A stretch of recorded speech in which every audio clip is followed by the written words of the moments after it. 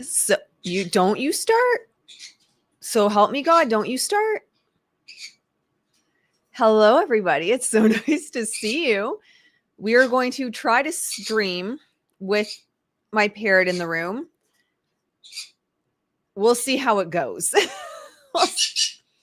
Of course, as soon as I start talking. How are you guys doing today? I might have to mute and move her out of the room if she's going to insist on screaming. I didn't sleep well last night, so I can't handle a parrot screaming at me for an hour stream, but we'll give her a chance to settle. How are you guys doing? Today, we are talking about Blake Lively making a threat. Oh, yeah. That's how the PR is framing this. We will get into that. And I've also, do you need a nappy? Do you need a timeout? I will give you a timeout.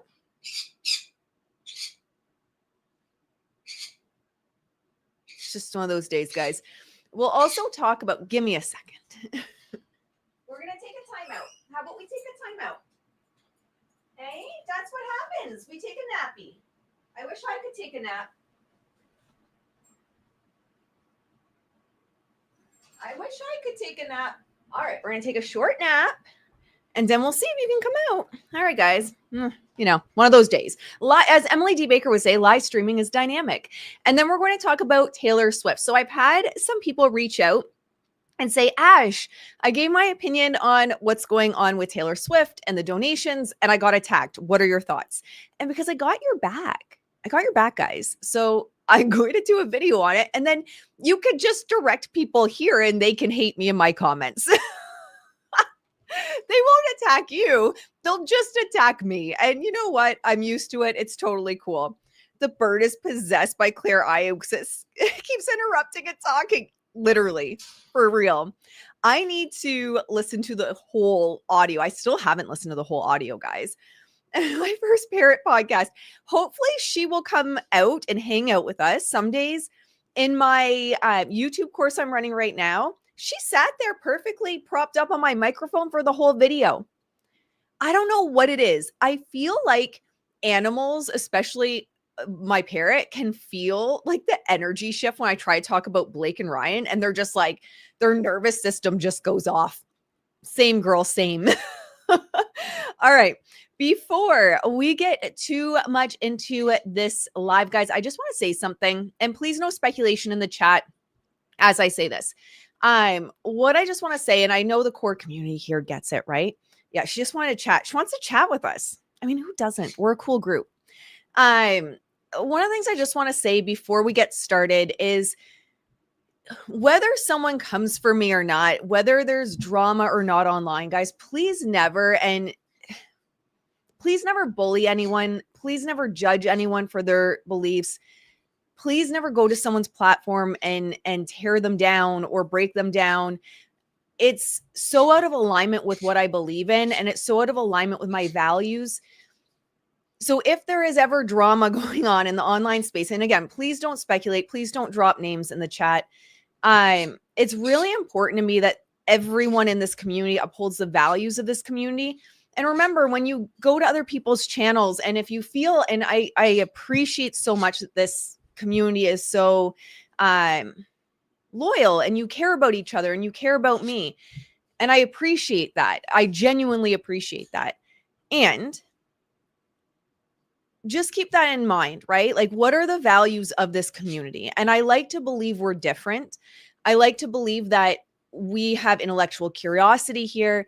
I would like to believe that we have nuanced thinking here, and that we can also hold space for some people don't agree with us. And that's totally okay. We don't have to go to their platform. We don't have to tear them down. So I just want to make that very clear, because in the last 24 hours, some things have blown up on Instagram. And I want you to know that even if someone doesn't like me for some reason, I have no problems with them. I don't have any problems with them. I believe in intellectual curiosity. And in fact, I believe people should be passionate about their beliefs, even if they're in opposition to mine, even if we don't agree on certain things. So please, I just want to make that so clear, guys. I genuinely beg of you. It kept me up last night. The worry that anyone might go after someone to like defend my honor or to defend me. Please don't. And trust me, y'all, I might seem like the sweet spiritual girl, but y'all, I grew up in Windsor, Detroit. Has anyone is anyone from Ontario or Michigan and you know Windsor, Detroit? Let me know in the chat. I always joke I'm like a spiritual gangster. Don't worry. That side can come out if need be. But I really want this community to be different. I want this community to spread love and nuance and critical thinking and understand that, you know, sometimes people have different beliefs than us and it's totally okay. All right. So I just want to make sure that was clear because I was up all night stressing and I didn't want anyone to feel targeted in my name. All right. Perfect. There's even drama in crochet. We were talking about that this morning. I was saying I got into chickens. We'll just have like a lighthearted topic and then we'll get into Blake Lively, her craziness. And we were talking about this morning about drama and crochet. And I said, I got into chickens thinking it would be like chill. And chicken people are crazy. Y'all want to know crazy. I thought spiritual people were crazy. Chicken people are crazy. So yes, there's even drama in crochet. There's drama everywhere. All right, let's pull up this new PR stunt that's going on with Blakey Poo. Let me make sure I have it up. Oh, and let me know where you guys are tuning in from because someone mentioned the other day I had tagged on Instagram stories where I just adopted a new bunny from. And someone's like, wait, what? You're in the same area as me? I didn't realize you were in the same township or area as me. So let me know where you guys are tuning in from. I'm in Ontario, Canada. All right. Here is Blakey. This is the new push that I'm starting to see roll out. Are you going to be good if I let you out? If you start your banshee yelling at me, okay, you can come out, but you've got to be good or you want another timeout. Do you want to come say hi to everyone? So this is the new PR angle. Oh, she's going to start. The PR angle that Blake Lively's moving forward with. Blake Lively issues stern warning amid new claims emerging in Justin Baldoni legal battle. So what we're seeing is that, yes, in fact, why don't you come over and say hi so you can stop yelling? Hey, come on. Come on, Annie. Annie, come here. Come here. Come say hi. So what we're seeing with the IG stories is probably what you guys could assume was going to happen.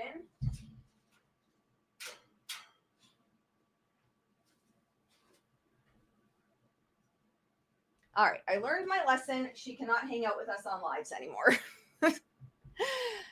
Learned my lesson. Oh man, no one reminded me to plug in my computer.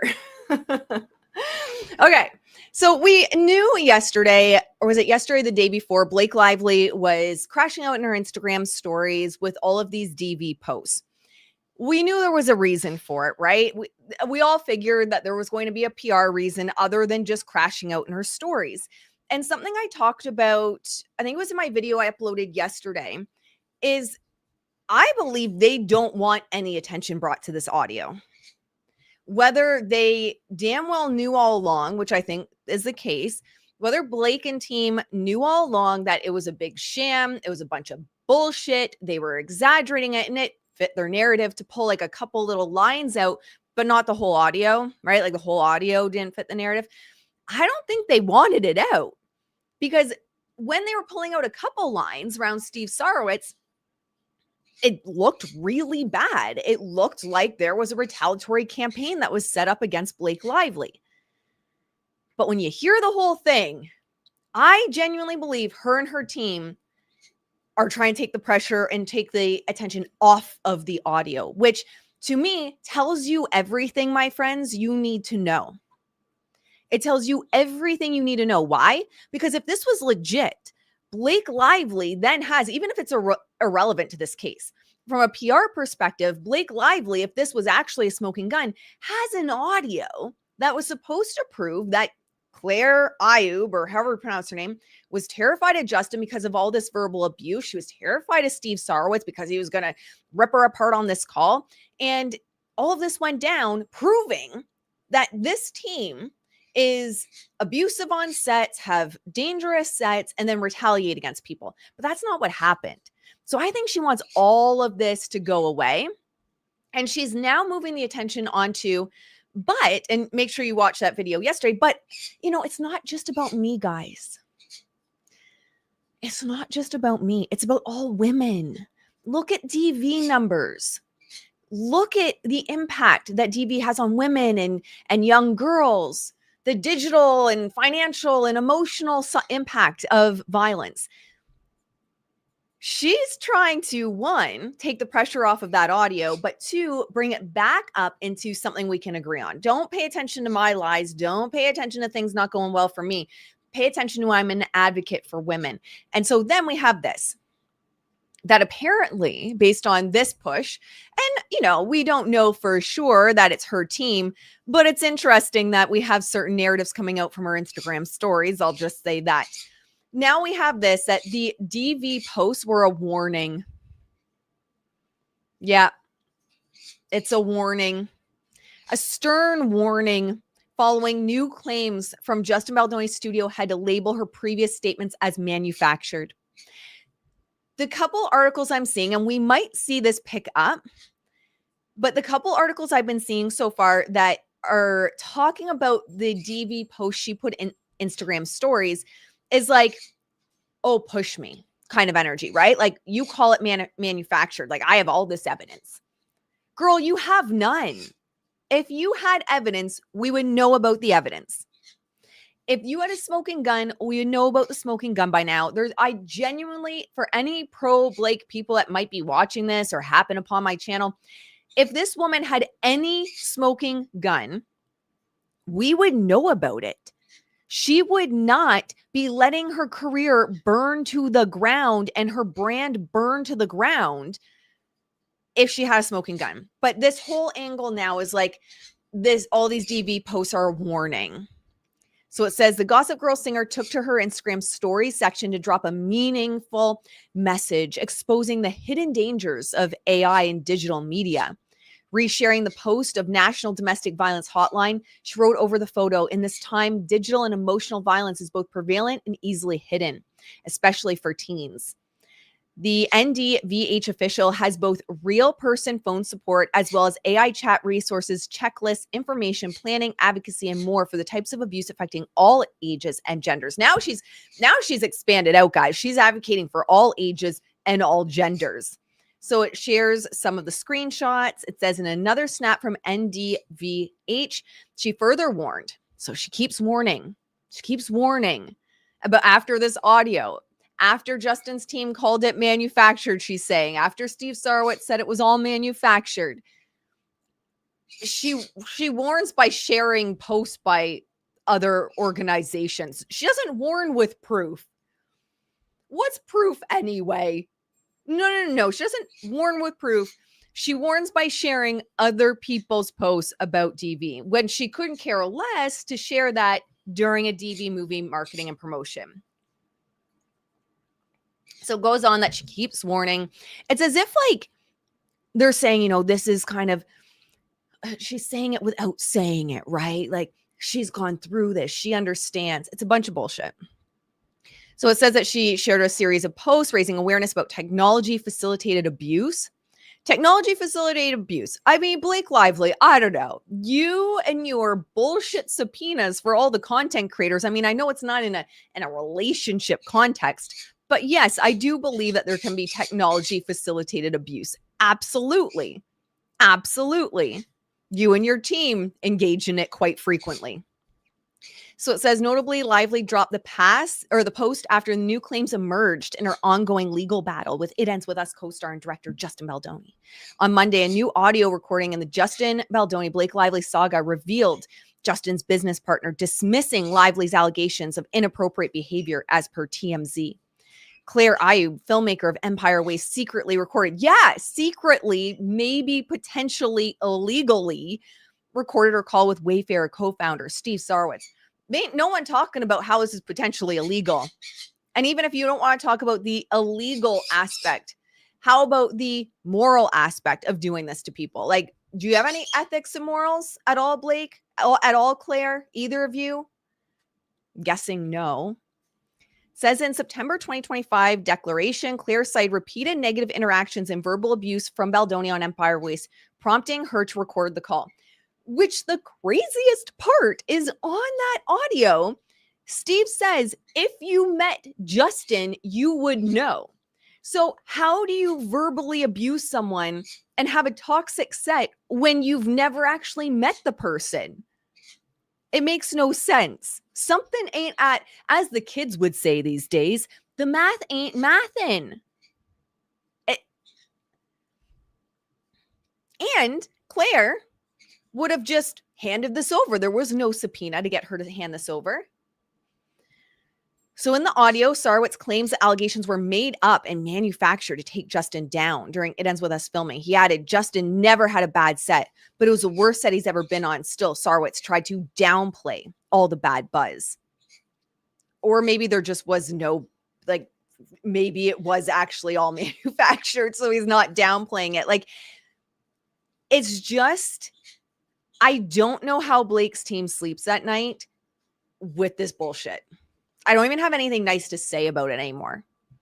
Like, all PR isn't bad, right? That's one thing that we've talked about a lot on this channel is PR isn't necessarily bad. I get a lot of pushback from like really strong Justin Baldoni stans and Taylor Swift fans / Swifties.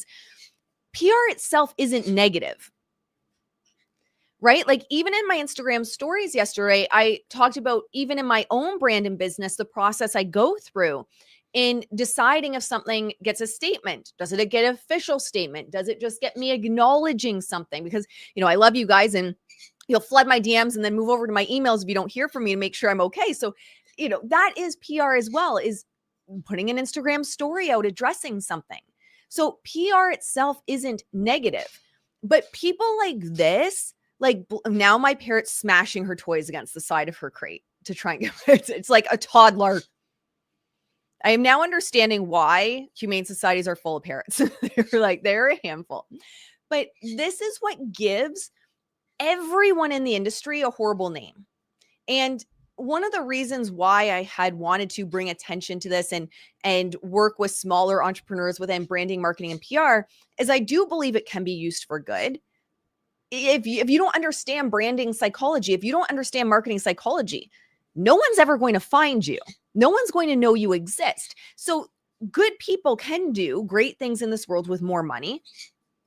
And these people just enrage me because they continuously give bad names to PR.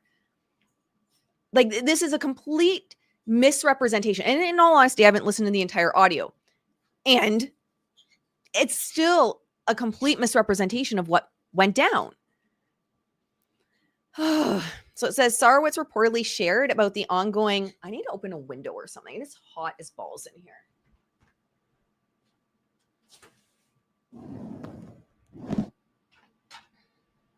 Sorry, guys. Apparently I was like not prepared for a live call today. Apparently I was not prepared. Today's just messy. Some days are messier than others. That's okay. I still wanted to go live with you guys. It came amid like perimenopause. Am I right? Anyone 40 plus, any women 40 plus? Am I right?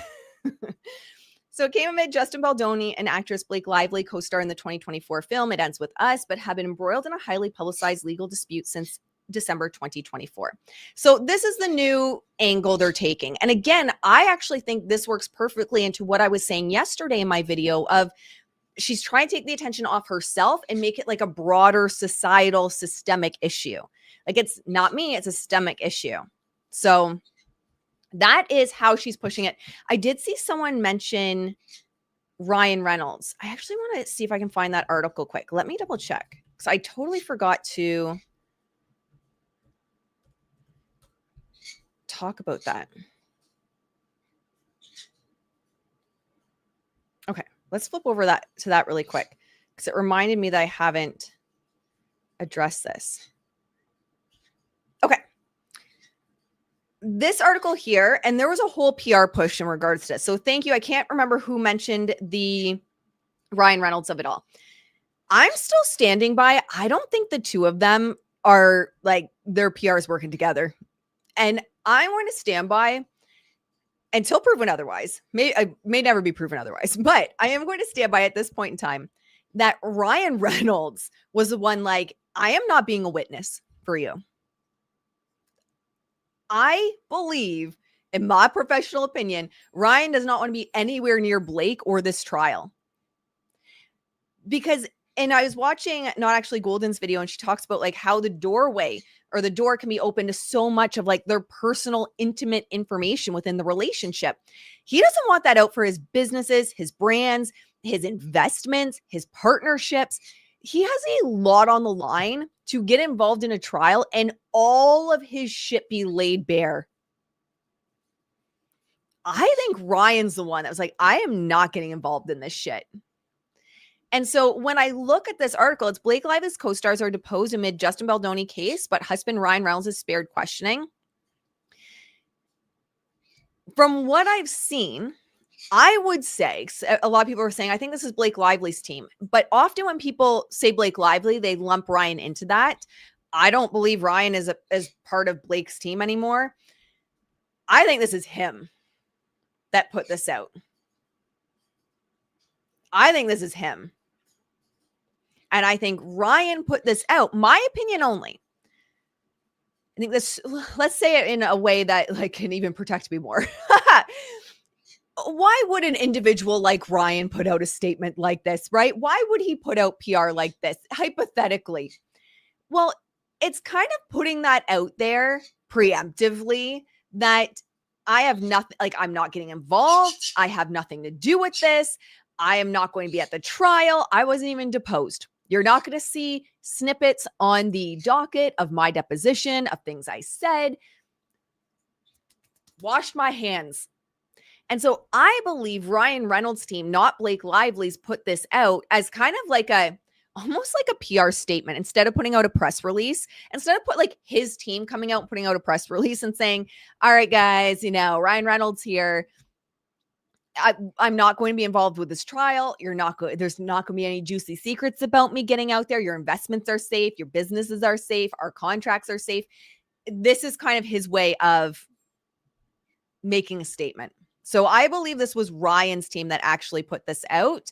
And again, could be Blake's, but I don't believe Blake and Ryan. I mean, we've gotten one selfie that they posted, it was like a week ago. And that's all we've seen from them since Strollergate.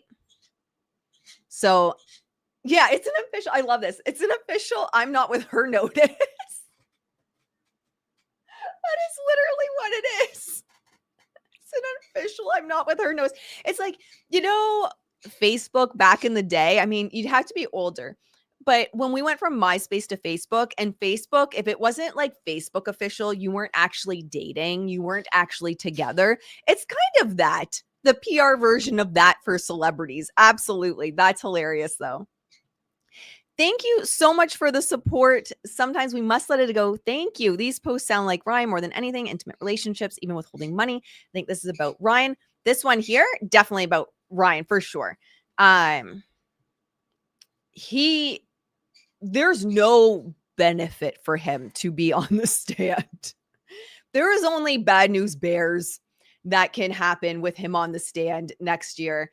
And I think he's just starting as well. If you look at everything, he's just starting to get out of like the PR hole he was in regards to this.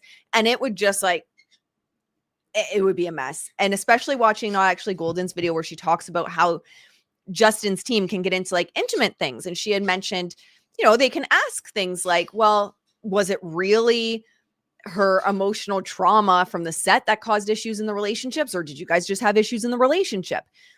I don't think he wants any of that out. I think Ryan, at the end of the day, like he protects number one, he protects his investments, all of that personally. Because and you look back, as soon as the headlines were no longer beneficial for him to be linked up to Blake, like it was no longer this survivor narrative, right? Like this Darvo Me Too narrative. And the press really started questioning her and pushing back. He pieced out. He was gone. We got a stroller gate. That's all we got. And then we got one selfie like a week ago. That's probably like 3 years old. So I don't know.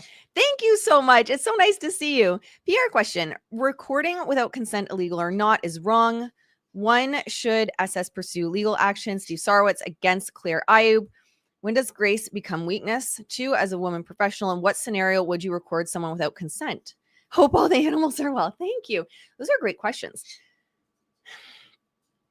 That's it. Those are good questions. So taking it from a PR angle, because I was watching Not Actually Golden, and she had mentioned, like, we still have to figure out, is it illegal? Because I agree with you. Either way, illegal or not, it's still wrong.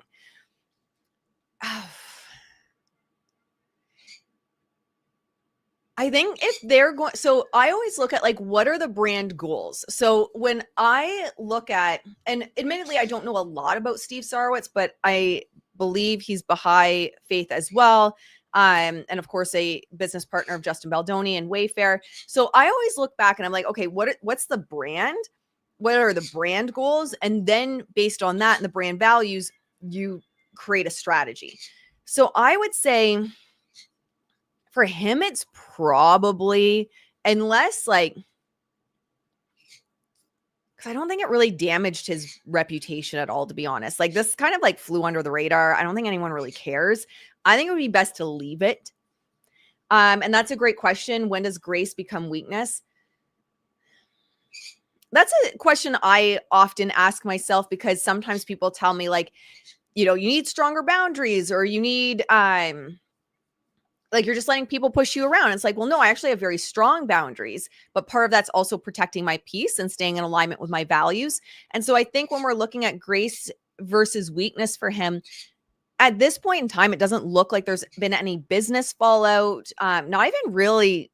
There's a couple headlines, but Blake's struggling to gain traction with this stuff. So I would say there's not really damage to his businesses or brand that I can see. So I think it's grace and brand alignment for him to just let it go at this point. So I'd say from a PR perspective, just doing what they're doing and kind of like staying quiet on it is best. Like, his statement was very clear when he was like, release it. And I think that showed he actually had nothing that he felt ashamed around. So if he had nothing that he feels ashamed around, then he really shouldn't, one, shouldn't apologize, obviously, because he doesn't feel shame around. He doesn't feel like it was out of alignment or he did anything wrong. But number two, I think it's just best to let it go. And then, as a woman professional, what scenario would you record someone without consent?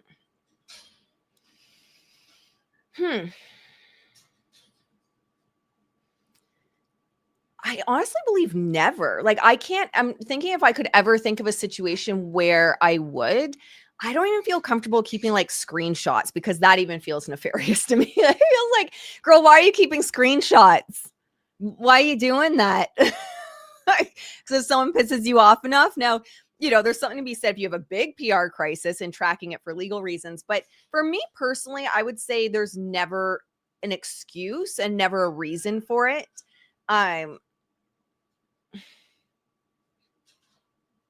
Because even if and everyone's going to have a different line for that, but if I even think to myself, and if I'm in that bad of a situation, I probably would have contacted the police or someone that I could make aware of what's going on, where I wouldn't actually have to record them secretly, unless, maybe I'm like doing like a badass sting job or something, like wired up because, like they need like a PR professional to go in and pretend. I don't know. That'd be cool.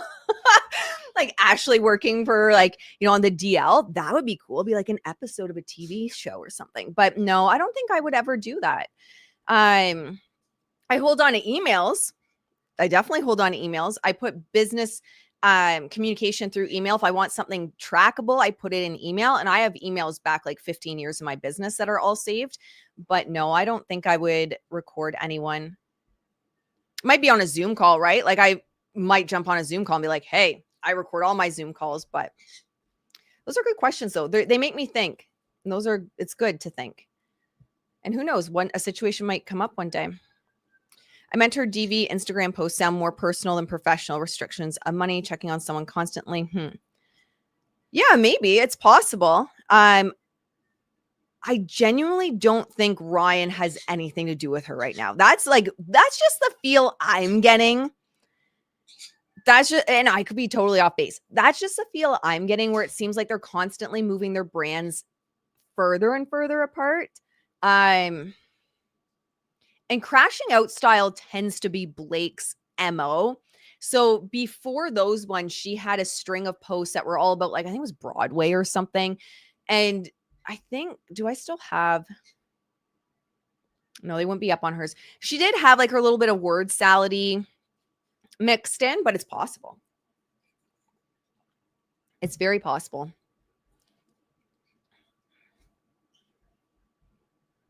All right. Where did I want to go next? Oh, the rest of Blake's PR right now. That's the one thing, right? Like, we're always looking from the outside. And so it's like putting kind of the puzzle pieces together. And then from that puzzle piece, it's like, this is my best professional guess based on the puzzle pieces. But I just don't get a sense that they're together. I don't know. I do think Ryan would leave her to save his own brand. But maybe money is king for him. And I don't think they have a prenup. So this is what else Blake Lively's doing for PR right now. She is going braless. That was the headlines yesterday. In this, is it maroon outfit? I don't know. Red wine. There you go. The must-have red wine look of the fall. Again, she has nothing, guys. Like, this to me is just showing that audio hurt her more than helped her. And she's very aware of it, because they are not going near that audio with a 10-foot pole. This is her PR right now. Braless in a dress, or whatever this is. Is it a dress? Kind of a dress. Corseted dress? I don't know. That's her PR right now. She's struggling. She's struggling. I even wonder if, like, anyone's doing her PR at this point. It's so bad. It's just so bad. Oh, she'd just be better to just disappear. Blake, just disappear. I've said it for so long. Just disappear, girl. It's okay. It's okay to go away. I've seen more of you since this whole disaster than I have my entire life. So anyway, that's Blake's PR. It's a hot mess. Is basically the moral of the story. I don't know if anyone is actually doing her PR. Now, let's switch over to Taylor.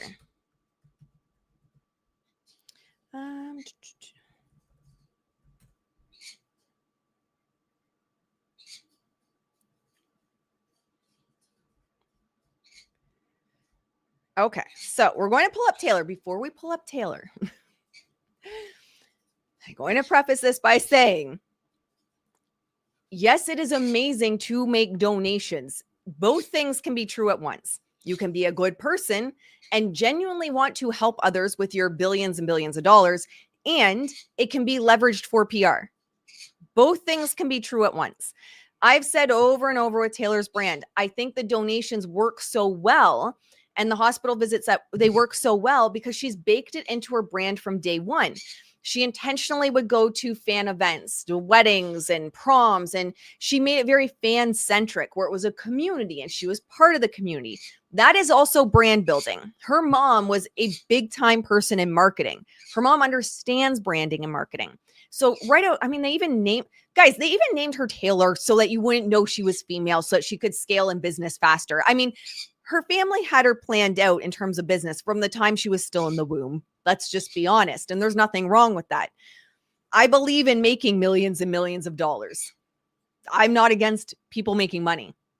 So she's intentionally built a brand from the very beginning, which again is not a bad thing. I have a lot of content, if you listen to my Brand by Design podcast, praising Taylor for how business savvy she is, how smart she's been with her brand, the branding psychology she's leveraged that no one else seems to be able to figure out. I think she's genius in terms of branding. So she built this brand over time that was very community driven. And that's where you even get the Easter eggs, right? That locks in the brand psychology of the community, their own language, searching for these Easter eggs, her having listening parties, showing up at events, and the donations as well. They are amazing. It does not negate that this is amazing that she does things like this. And throughout her career, it has also been used for PR. We can even see this If you look back to the day that her name first entered the scene, it was like January 16th or something this year, when her name started hitting headlines with Blake and Justin, within, I think it was 12 hours, she posted on her Instagram story that she had donated to 10 organizations in regards to the wildfires. So either she immediately had done those donations after the bad headlines hit, or she had done them without anybody knowing, but leverage them for positive headlines. So what ended up happening is, instead of seeing, if you search Taylor Swift in Google, instead of seeing Taylor Swift, Blake Lively, Justin Baldoni, you saw Taylor Swift donates to wildfires. And within another 12 hours, not even, the newsfeed was completely flooded with Taylor donating to the wildfires. It pushed down the headlines that were, I think it was like how the first one was how Taylor Swift defended Blake Lively against Justin or something was the first one that hit the headlines. But it pushed it down and pushed up the narrative control, what narrative she wanted pushed. So two things can be true at the exact same time, guys. Okay, so let's have a look at this. I had some community members reach out and they're like, I said that this was PR, like she's really good for doing this, and it's also PR, and people were attacking me. Can you talk about this? We will talk about it. We're talking about it. So Taylor Swift donatee had no contact with pop megastar before incredible six-figure contribution to young fan battling cancer. The family of a 2-year-old girl named Lila, who is battling cancer, said they never had any contact with Taylor Swift prior to the 35-year-old superstar's donation of $100,000 in their GoFundMe. And we've heard, if you've been noticing, there's been a couple drops. Ruby Rose was one of the, was she, okay, you guys have to help me out. Did Ruby Rose start this narrative? Because I think she made, was it her or someone else made a statement of like Taylor Swift scrolling GoFundMe? Someone did. Anyway, so someone in the Taylor orbit had made a statement. You guys can help me out in the chat or in the comments after. Had made a statement where they were like, Taylor Swift scrolls GoFundMe. And you can actually, now I look back, you can see the clear rollout of it. Scrolls GoFundMe to donate to people. Like she does that, like people scroll TikTok basically. And then we saw a couple of stories come out, and then this one came out. And it was all around donations to GoFundMe. So it says here, we had no communication with Taylor Swift or her team before or after. It was like very silent. Let me just drop this here and bless our lives. So this young girl is battling a very rare and aggressive form of brain cancer, according to the GoFundMe page set up for her. Caitlin's mom continued the donation. We just stumbled upon it because my husband decided to refresh the GoFundMe page and just saw it. I mean, it's kind of hard to believe that you would just not just see $100,000 donation from the Taylor Swift. I just find it very hard to believe that's like, I wouldn't have noticed otherwise. I don't know. Maybe it's just me, but so it says, I didn't even know. It just was a shock. And so I posted a video about like thanking her because I felt like I had to say something about it. It's just such a large sum. I couldn't just let it sit there. And then essentially what we're seeing now are stories coming out about that, but also the secondary story we're seeing coming out is about how amazing the Swifties are, because the Swifties have organized, and this is something they do. If she announces an organization that she's donated to, Swifties tend to rally behind it as well and donate, which is, again, amazing. I am not, by pointing out the PR moves with this, I am not knocking the fact that this is life-changing for this family, or what she does is life-changing, right? Again, two things can be true at once. So when we look at what was being pushed down, do you guys, let me know, do you guys know some of the trending stories about Taylor in the last week? So, and we're maybe a week and a half since Life of a Showgirl. And if you remember to one of my last lives before I took about a week and a half off, what did I say in one of my last lives? I said, Taylor is due for what? Either a hospital visit or large donation. And I said that in a video.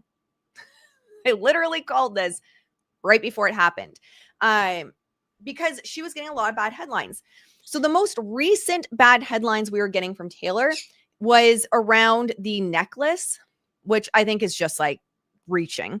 But the necklace apparently being, I want to be careful what words I say. My channel's already constantly getting hit. But the necklace that she had to take off of her website That was trending. Another thing that started trend, especially on X, but then there were a couple pickups on Google, which then disappeared, was the picture of her when she was younger with a young man dressed up in a way that connects to this lightning bolt, if you get my drift. I just want to be careful because, again, my poor channel is already struggling bad enough as it is right now. So obviously that's a stretch. Well, like the picture isn't, it did actually happen. The lightning bolt necklace, I would imagine, is a stretch. I can't imagine this was some kind of weird symbolism Easter egg. However, regardless of that, there were bad headlines. You do not want your name next to that in headlines. I don't think it was Prince Harry, but the same type of outfit. Yes, the same type of outfit. Now I'm curious, was it? I don't think so.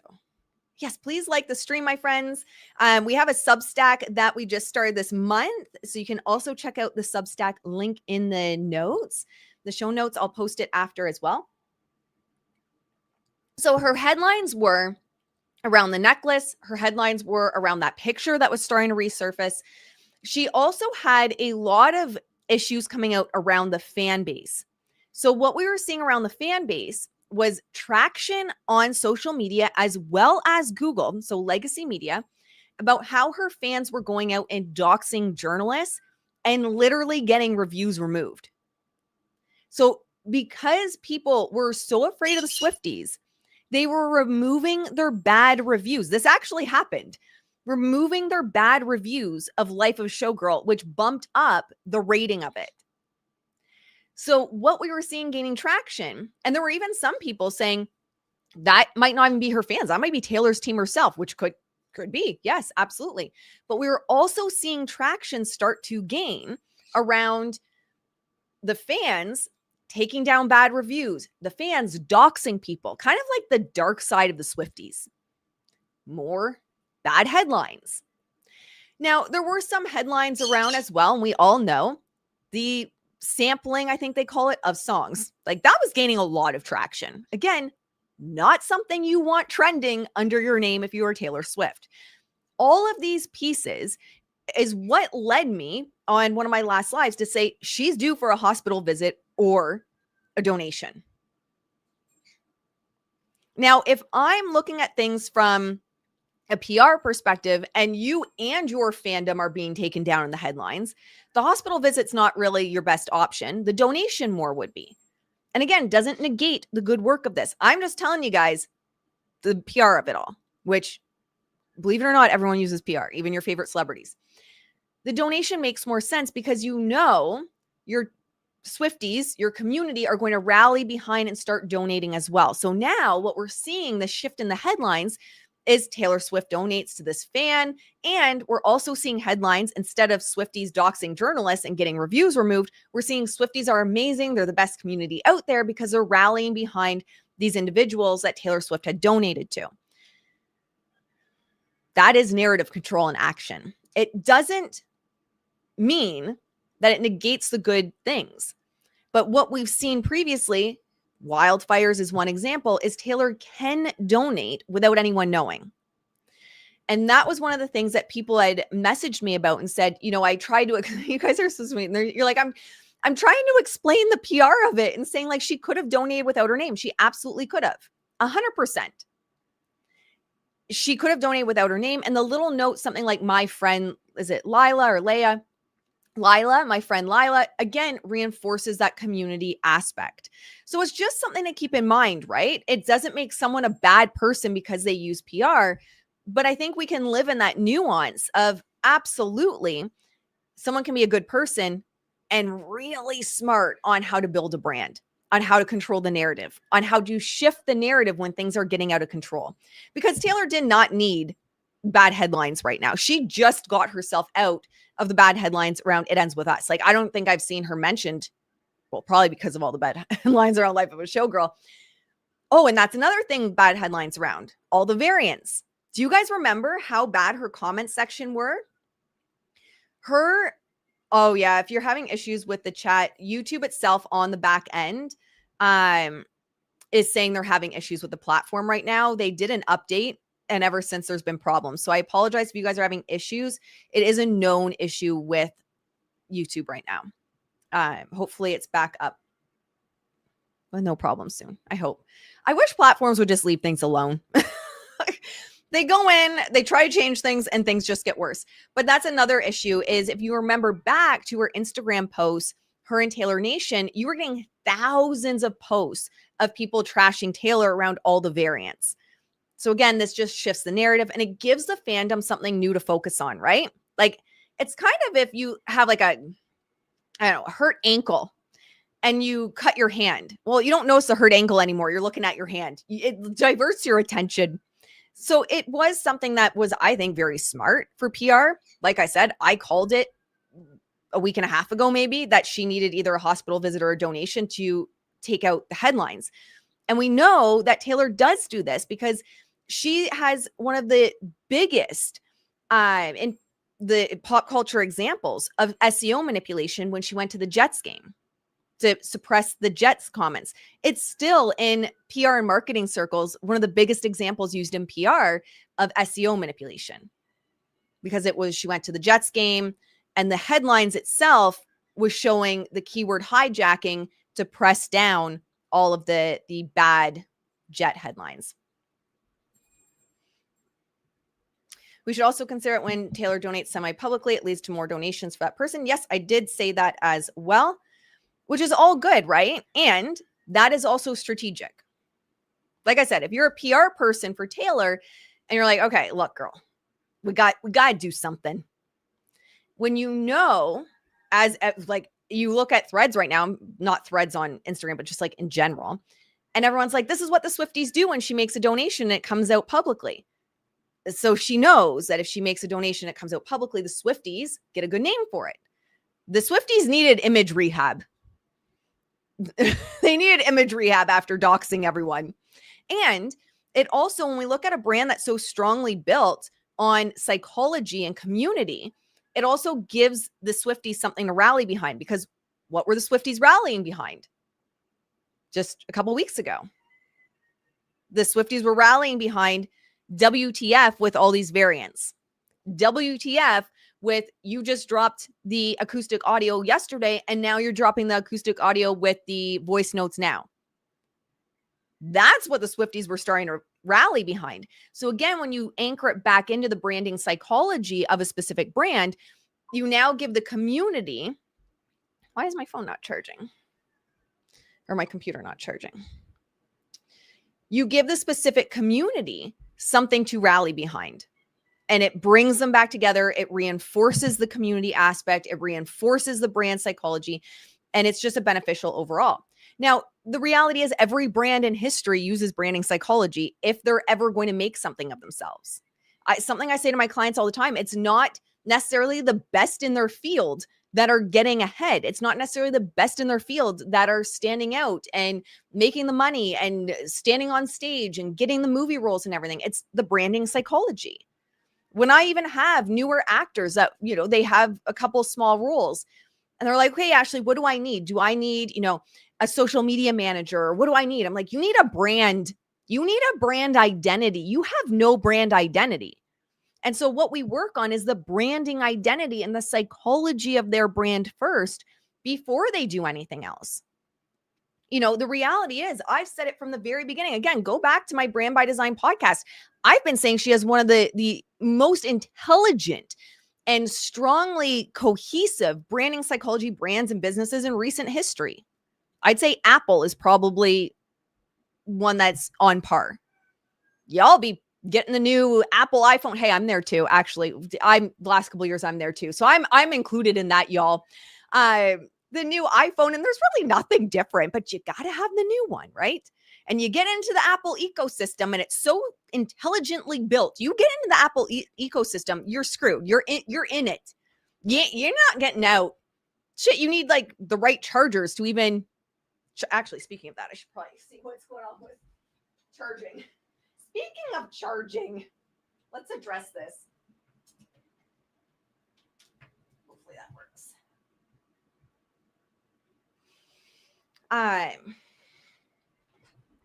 Yeah, like Apple, I'd say was probably a comparable one in terms of the branding psychology that's a part of it and the identity that comes into it. Even the colors, how the colors are different.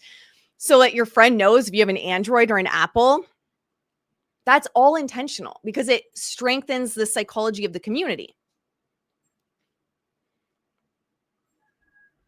Yeah, I'm not a fan of that. There's also the talk about the microaggressions in the new album itself with Travis's ex. I wasn't a fan of that shot. But again, that's my brand values and that's who I am. I mean, I started this life being like, don't go for people. But you're right. That was also trending. So there were, actually, I just saw one this morning that's still pretty high up in Google. That's around that. I actually need 6 arms today. Yeah. I actually need some snackies, a nap, and to be more prepared as I before I go live. This is what happens when I take a week and a half off live. I'm like, what do I need to do? Yeah, I need to plug things in. I need to like open a window because hashtag perimenopause. I forget all those things. So yes, it's not bad. And if anyone's here building a brand, whether it's a podcast, a YouTube channel, pop culture commentary, a healing business, any of that, you do have to understand these aspects, right? And I always joke, that kind of branding psychology can be used for good or evil. Sometimes based on your own values, someone might say, well, it's used for evil when you're having people buy 35 versions of the same album because people are bought into the branding psychology. It's that community driven brand identity turns into your identity, et cetera, et cetera. I know a lot of people say like, she's not forcing you to buy. Well, the branding psychology has kind of set it up for that. So it can be used for good or evil. And every brand is going to have a different line. There's no two businesses or brands that I've worked with all the way from celebrities to I work with entrepreneurs and brand VIP days that are just like starting out and they're like, I've got nothing but a dream and a vision. Everyone is going to have a different line on what they're willing to do or incorporate into their brand. But you do need it or else you just don't get seen. You just don't get seen. See, yeah, and this is the kind of headlines. I wasn't a fan of a lot of what was going on in that album. And, we love our Swifties here and the kind Swifties. And we love those that are not Swifties here. That's what I love about this community. I feel overall 99% of the time we are nuanced and we can respect everyone's, I almost knocked you guys over, everyone's perspectives. And that's a great example is we're all going to have a different line. And I don't think she's been used to that kind of pushback, to be honest, on her work in a very long time, even from the Swifties. And that was making headlines as well. So I think it's amazing. If someone, this is actually, for those that are newer to the channel, I need some chapstick. For those that are newer to the channel, this was always a motivation for me in building my own business and scaling a business. Because what I realized is good people do great things with more money. So if we are to believe that Taylor inherently is a good person and it's not all just PR, none of us truly know her at the end of the day. So let's just be honest. None of us truly know her. But if we go with the thought that she's truly a good person that is also leveraging that good aspect of herself for PR, this is something I believe in to my core, that good people do great things in this world with more money, that you have an ability when you have wealth to make an impact on the causes that are important to you. And that was something that I remember years and years ago, for those that have been here and about the Farm Animal Sanctuary in Luna, you've heard this story. A friend of mine, her and her husband they have since sold it, but one of the biggest vitamin companies in the world. And they'd be doing like millions, like it was nothing, like $1 million to end animal research. They were funding the world's loneliest elephant. Let me see if I can find that quick.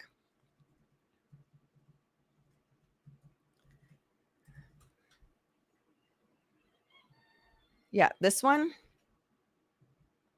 Just to show you guys, because I know sometimes it's like rich people are bad, money's bad. Guys, if you're building a business, one, that's not a mindset you can have. But two, I genuinely believe good people do great things in this world with more money. So how Cher helped rescue the world's loneliest elephant. They were also behind this and funding the rescue of this elephant here. So I saw my friend and she was doing all of these incredible causes and like literally millions of dollars, millions.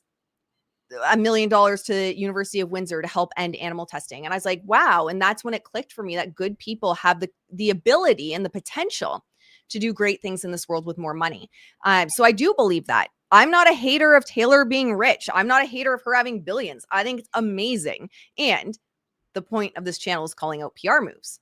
Doesn't mean PR is bad, my Justin friends. Everyone gets mad when I point out Justin does PR. Speaking of Justin, let's see what's going on with Justin today.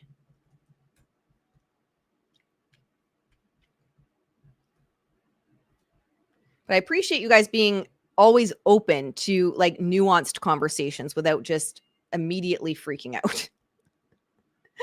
Yes, please like this stream. And you're always going to find me in like the gray zone too, right, guys? Like I'm a big fan of nuanced thinking and intellectual curiosity. You're very rarely going to find me on like one end of the spectrum and like dying on on one end of the spectrum. It's like, yes, someone can be an amazing human being and making millions of dollars in donations and leveraging it for PR. That's a nuanced piece. Good point on perception. Taylor's donations seem genuine. Blake Lively's posts on DV, not so much. That's a great point. If you guys are chatting about that, that is a great point. And that's also branding psychology. It's a fantastic point, Cece. What ends up happening, we've talked about this on the channel previously, and we've talked about archetypes on the channel, is Blake Lively's tried to flip her brand archetype multiple times. And that's like the foundation of your brand, right? So she's been more of the ruler brand archetype. We know that her entire brand has not been built. Ryan, sure, I know you guys get sometimes mad at me for this. That's okay. I will defend the Sick Kids Ryan Reynolds connection because I know he comes to town and he makes a lot of visits without the fuss and PR.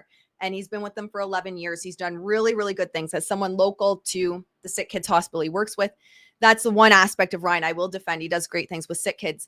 But Blake's never been an advocate. I mean, she's never, even when she was doing a DV movie, never posted about this. So great point on perception and on brand building. Who knew? Anyone that has a YouTube channel you're building, take out your notepad, guys, because there's a lot of nuggets to take away here. But it's also, this information is great for you because it allows discernment in the brands that you purchase from. Right? You can see behind some of the moves. Doesn't mean you don't like them anymore. You just have that discernment of like, oh, okay, I see what's going on here. And I still love them and I'm still going to support them. But yes, so that's where a big issue was, is Blake Lively went from the ruler brand archetype and flipped over. I wonder if I still have that slide. Flipped over into, she tried the every woman. She's also tried the innocent. And that is breaking an emotional contract with your audience. So, and with your community. When you try to flip a brand archetype, it's like if tomorrow, let's use an example. If tomorrow Harley Davidson showed up with like branding like Disney, and the motorcycles are all pink and blue with clouds on them and mice on them, and they redid the whole branding, and it's like, instead of the leather jackets, it's like fluffy, like Taylor Swift-esque jackets, like the the tassely ones. I don't know why I did that. Like the tassely ones. Would you not go into, if you are someone that purchases from Harley Davidson, show up and be like, WTF is going on?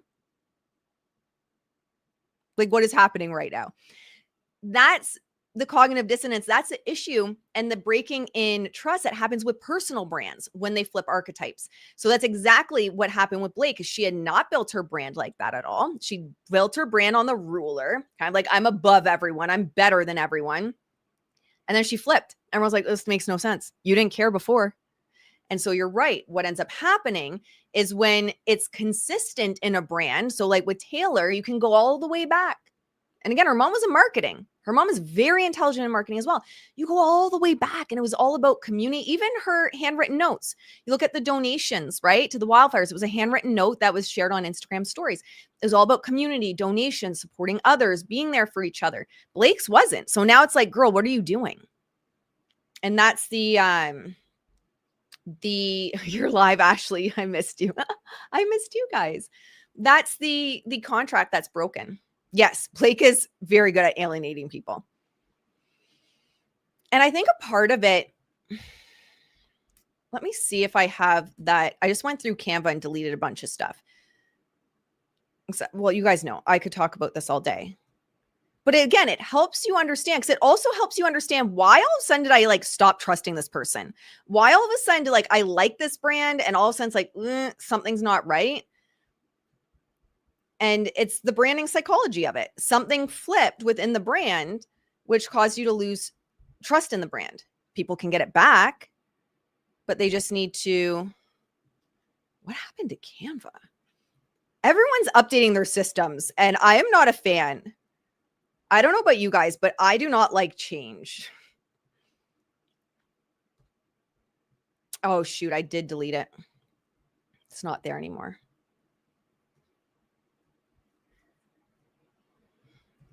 That sucks. I was going to show you I had the visual of it, and I did delete some of my old slides to make room. Okay, that's okay. But yeah, that's, Blake, I think one of the core issues is she just doesn't know who she is. And so she like latches on to other people. She's like, oh, Taylor Swift's doing really well and people trust Taylor Swift and they love Taylor Swift. So I could be like Taylor. I really believe she has no sense of self. Mercury retrograde. That is a great question. I haven't even checked the last few days. That's a great question. There's something going on. Let me tell you. Yep. She's a taker and people get tired of being used. Absolutely. I like change, but not ultra fast like has been happening. Oh my gosh. Isn't that true? It feels like, I don't know, since maybe 2019, things have just sped up in very bizarre ways. All right. Am I sharing Justin's? Yes, I am. All right. Okay. I'm going to be honest, guys. We're going a little bit over how long I wanted to talk today, but part of the course here, that's I just talk. I'm a talker. I'm actually genuinely surprised that in no way they're using any of that audio. And again, I think it's more likely that Steve Sarowitz is like, look, like I don't need the brand rehab around this. I don't need the PR rehab around this. I said what I said. There's nothing horrible, so I don't want to draw attention to it. And so if Steve Sarowitz had decided like, let's just leave it, the only thing I could see with how to frame this as positive PR for Justin is, to me, and let me know what you guys think. We're talkers here. We are definitely talkers here. Oh, my notepad is out. I love you guys. How cool is it where you are? It is, what's it going? I think it's going up to 5 degrees Celsius today, but I get hot flashes now, apparently, get to that age, get hot flashes. So I get all bundled up because I'm cold and then I start sweating my butt off. I think it's around like 8-ish degrees Celsius today. I think is the high.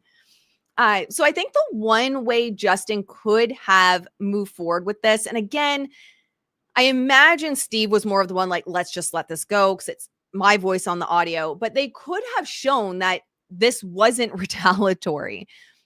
They could have shown, had they chosen to, in a PR angle, thanks, Leo, that this wasn't retaliatory. It clearly proves on the audio that Claire had never met Justin because Steve says, if you met Justin, you would know. So it shows that she never met Justin. It shows that the timeline doesn't add up. It shows that Steve Sarowitz, you can split hairs and agree with how he worded it in regards to, I don't even want to say the words because my poor channel, but you know what I mean. You could say that it was insensitive or he shouldn't have used those words. And really, there's nothing horrible about what he said on that audio. There's nothing bad. It's been completely taken out of context and twisted. So they could have gone forward with the PR around that. But again, I think it's likely more Steve Sarowitz that was like, look, I don't need the image rehab around this. Let's just leave it. It didn't impact him. 1 or 2 articles came up about it. Are you going to be good? I'll try again. Do you want to come out and say hi? You've got to be good, though. You cannot scream at me. Come on. Why don't you come say hi? There you go, sweetheart. So that would be my guess because they have not touched it at all. And there was an opportunity to show that Claire Ayub and Blake Lively are lying liars who lie. So this is what's going on under Justin's SEO on Google. Justin Baldoni's studio head recorded, oh, you little shit, calling Blake Lively's claims manufactured.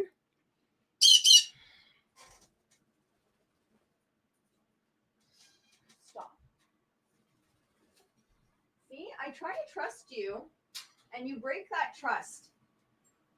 I can't have you screaming. No one wants that in their eardrums. Least of all me. So yeah, this is what's trending on Justin's. Like there's nothing. There's no, but that's the thing. Like the audio's not even gaining much steam. We see it mentioned twice with TMZ. You see Fandom Wire came out with a post on it. That's it. Like there's not any traction being built around it at all. So yeah, it is interesting. Ooh, was there? Ah, shoot. I think there was a video I wanted to play with you guys and I can't forget, or I can't remember now. And he doesn't like liars. Exactly. Exactly. She's like, you guys need to hear what I have to say about Blake Lively and Claire. Who's live tweeting? Or is Annie live tweeting? Annie's definitely live tweeting. She is, it's a pair. I'll show you a picture. Let me pull up.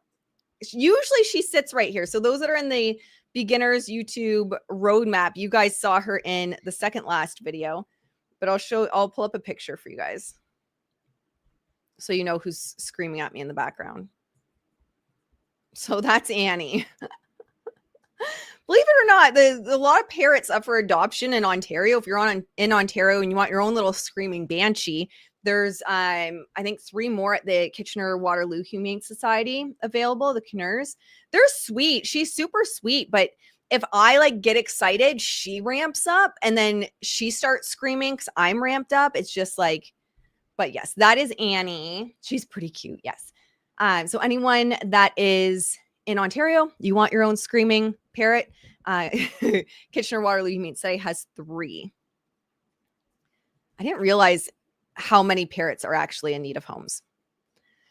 So yeah, guys, that's what I have for you today. Let me see if anything else is going on. Let me check the docket. No, it just looks like Pro Hawk Vice motions. Not really much going on. Yeah, not really much going on, guys.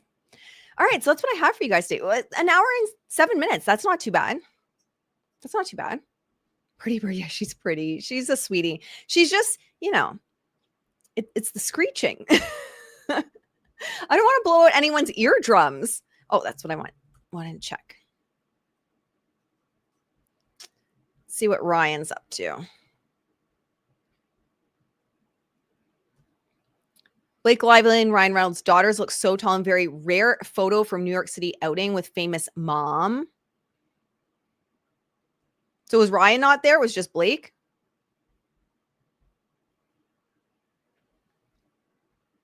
So the Gossip Girl star shares 4 kids with Ryan.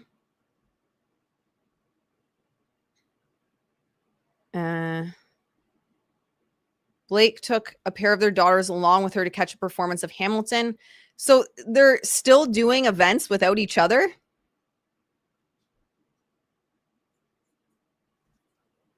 Is that her?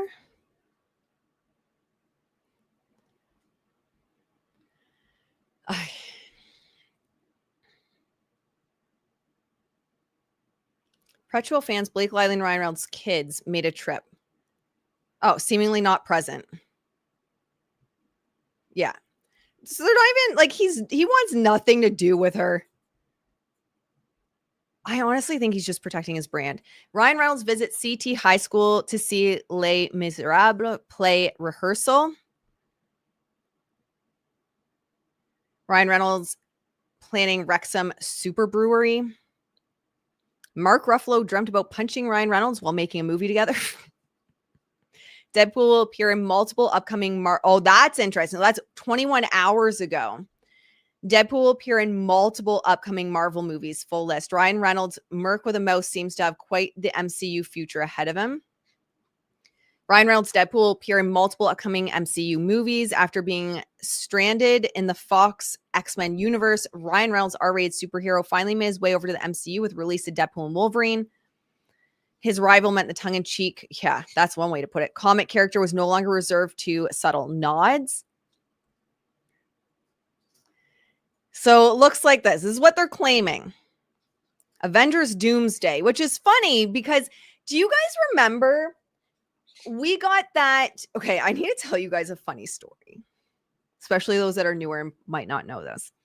So the mods, there's people here that know because I sent them screenshots. I was like, oh my God. So remember we had the leak come out that there were problems with Ryan Reynolds and Robert Downey Jr. on this set. And then shortly afterwards, it was like, no, Ryan's not even in this movie. What are you talking about? Like he's not even in this movie. But it was funny because after I started reporting on problems on the set, a big name in the Deadpool Marvel world, like one of the biggest names in the production of all of them, followed me on Instagram. And then shortly after unfollowed, and then right away there was a sock puppet account that followed me like immediately after. But yes, they are watching. Like the Marvel crew are watching content. Or at least they're watching this content. I don't know. Apparently my PR takes hit a little close to home for the Blake Lively, Ryan Reynolds, and Marvel crew. But it was interesting because it was around that time that I was talking about Ryan Reynolds' problems with Robert Downey Jr. and the PR around it. And then you get this big denial that came out that they haven't met. He's not even on the set. But now we're starting to see leaks again that he actually is, in fact, in Avengers Doomsday, and that apparently this brawl or whatever did, in fact, happen. So, it's all PR. It's all PR, my friends, but they are all watching. Hello, Kenny. It's so nice to see you. I've been here doing chores. Multitasking. I love it. So Avengers Doomsday, untitled fourth Deadpool movie. Following the $1 billion success of Deadpool and Wolverine, it's no surprise that Marvel Studios is already exploring the idea of a follow-up. Bonus and is this for real? Avengers Secret Wars. There's another one coming out. The third and final MCU project to potentially feature Deadpool has a twist. Ryan Reynolds' X-Men adjacent hero has not been confirmed for Avengers Secret Wars, as only a handful of characters have been outright announced for the project. However, given the character's reported involvement in the upcoming Doomsday, it can likely be assumed he will also appear in Secret Wars. This is especially the case when one considers the potential of what Kevin Feige and the Marvel Studios brain trust are trying to accomplish with the 2027 multiverse epic. Okay. This solidifies, guys. This solidifies what I said at the start when I said, I think Ryan was like, y'all figure shit out because I am not being a witness in this. Take me off the witness list. I will call spousal privilege. Girl, you're on your own. So if this is true, that he has all of these prospective projects coming up, it's very possible there was an unspoken kind of like unofficial conversation of like, you best stay out of shit.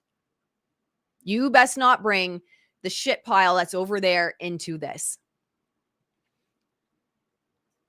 So like the fact that he's apparently in multiple Marvel movies, to me, just solidifies that he was the one that said absolutely not. And also solidifies, in my professional opinion, that it was his team that put out that like notice that we were joking about earlier of, I'm not with her. Like her. Yeah, no, we're not. I don't know her. Like the Mariah Carey. I don't know her. Blake who? Yeah, I don't know. Because there could be potentially a lot of money on the line if there was kind of like a, yeah, we'd love to have you, and we can't have the stench of what's going on over there in our universe. So I would not be surprised if this is all true. which, if this is true, confirms in my mind, in my professional opinion, that he wants nothing to do with anything with this trial. Because they said, so this would be, I don't know, when is, so December 2026 is when apparently, allegedly, Doomsday is supposed to launch. So you have the trials at March or May. March or, let me know in the chat, guys. Is March or May 2026 is a trial? There is no way he wants that kind of drama of being on the stand and all his secrets out in the press in spring of 2026 when he's supposed to be in this movie. And they'll be marketing it throughout 2026. I'd imagine the press will start spring 2026. There ain't no way this man wants to be sitting March. Thank you. Thank you. Yeah, there's no way this man wants to be sitting with all of his shit laid bare if he's supposed to be in a movie coming in December. When's this one? So it's not saying the fourth Deadpool, when that would happen. And then this one's potential 2027 for the Avengers Secret Wars. I keep wanting to say Star Wars. My brain just wants to say Star Wars. Yeah, he doesn't want anything to do with Blake. I still don't think they're together anymore, my personal opinion, but from a PR perspective, that's a mess. And then you keep in mind all of his other investments, the partnerships he has, first look deals. There is a lot on the line if he gets on that stand and some sketchy shit comes out. So y'all know he's got sketchy shit.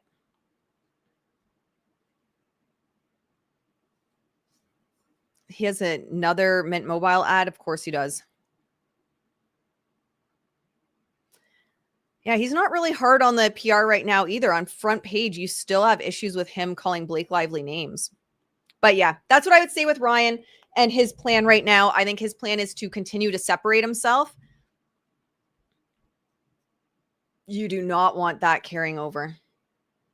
Ryan has a fire burning past. Yeah, you don't want like any of this shit coming out. And, you know, like not actually Golden was saying, all that's fair game.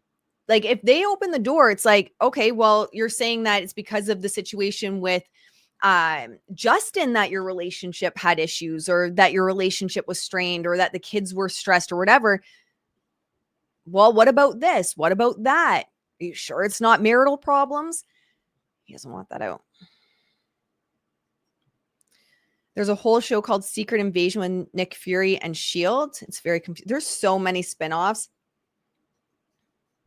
I think Ryan Reynolds is just a vile human. I'll never support anything of his. Yeah, I think I agree. And I think the one thing he has working for him right now is generally, I don't think the Marvel universe has, like the hardcore Marvel fans really have much on what's going on with this right now. But it could, like, you know what I mean? If he's promoting this movie at the same time as he's testifying in court, that's just bad news bears. But I don't think, you know, and here's the thing. You see him when Ryan comes to Canada because he's always here. He's in this area. They were in Muskoka. He's always in Toronto at Sick Kids. He's allegedly building Hollywood North up in, I think it's Markham, not too far from here.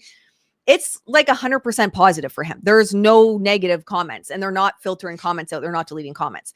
Like people, I know it's hard to imagine sometimes, but people love Ryan overall. But again, that can change fast. And the longer this drags on, the more people know about it. And if you start getting headlines about him on the stand and weird shit that's coming up, not good. Pretty disappointed in Raisin Eyes. Oh my goodness. I go, why he doesn't want Blake Lively drama anywhere near him, but too late, Ryan. You're too deep and part of everything. And that's the crazy part. Also, leaving your wife hanging so your image isn't tainted. Also, too late, bruh. That's the thing. Like, but everyone close to Blake did that. Taylor didn't have her back. Taylor didn't speak publicly about, this did happen or it did not happen. No one's really had Blake's back. has Jenny Slate made any official comments? I don't think so. Like, no one's really had publicly Blake's back other than the director guy, Paul whatever, from Another Simple Favor. And then they shut that down after a while. But yeah.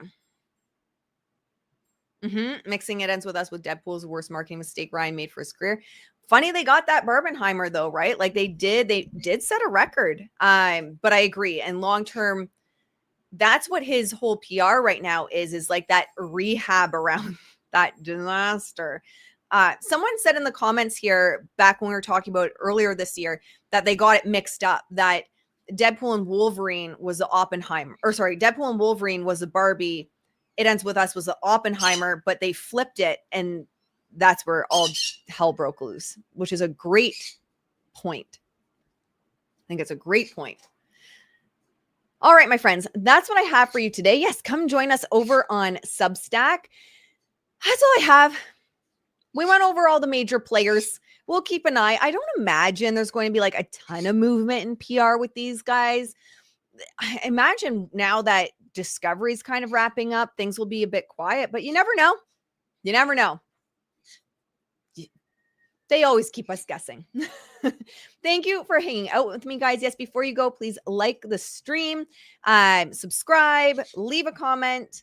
That all helps the algorithm. Isn't it funny that is that Brendan Sklenar is going to be the new Batman? Oh, is that confirmed? It's wild. All right, my friends. I will see you in the next one. Bye, guys.